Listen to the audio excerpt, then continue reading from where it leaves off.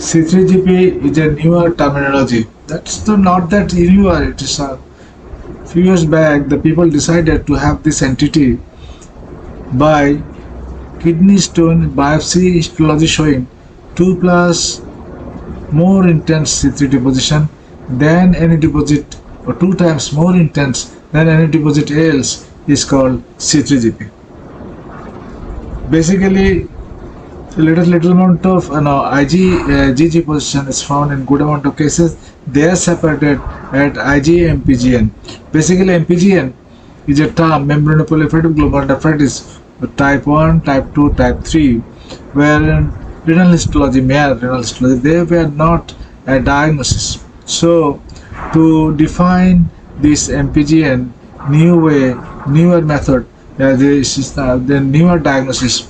So this is an endeavor made by the surveys at all in the London Meet of 2002-2007. Subsequently, a consensus statement of 2012 evolved, which says that this is the C3GP and other entities are others. So immune complex deposition, along with it IgG immunoglobulin G deposition, is called IgG-MPGN, and it is primary and your secondary to plenty of systemic disorders involving the kidney.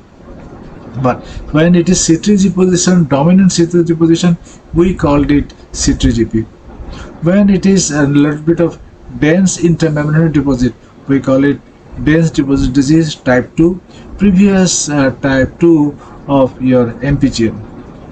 When the other two, the type 1 MPGN, the subepithelial deposit, and your combination deposit, we called it the C3GN, plus some of them are your IgG MPGN.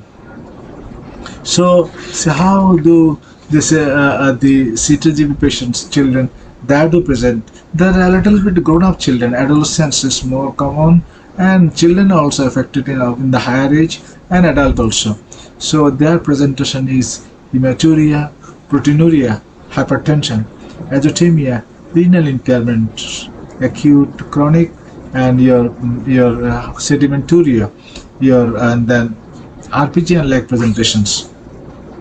You diagnose by the said histology and adjunct to diagnose. A good amount of time, 1/3 to the 2/3 of cases, you have genetic defect of the complement dysregulation, and another 50% or so you have autoantibody production, and a good amount of cases you do not have either.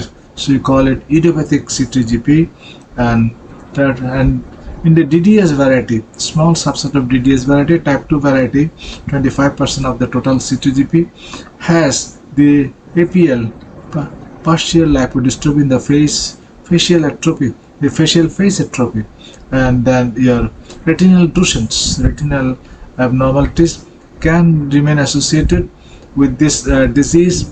But otherwise, C3GN that do not have these two either.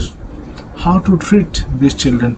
They are treated with immunosuppression. So far, the best protocol for the C3GP is your combination of the oral prednisolone followed by the methylprednisolone MMF, and optimum duration yet to be determined, but 4 months followed by taper, 4 weeks followed by taper, and then addition of the other immunosuppression as it is needed when the disease is not responsive with the above two medications. They are your cyclophosphamide, your rituximab, your at times rarely with CNA. So at the end of this immunosuppression, with the good amount of time, 50% of cases at 10 years of age of the disease, 50% of the patient reach to CKD. A good amount of this patient have end-stage disease. They are to be transplanted or dialyzed. Abacupam and other medications of this group are tried with variable success in managing the C3GP in acute stage.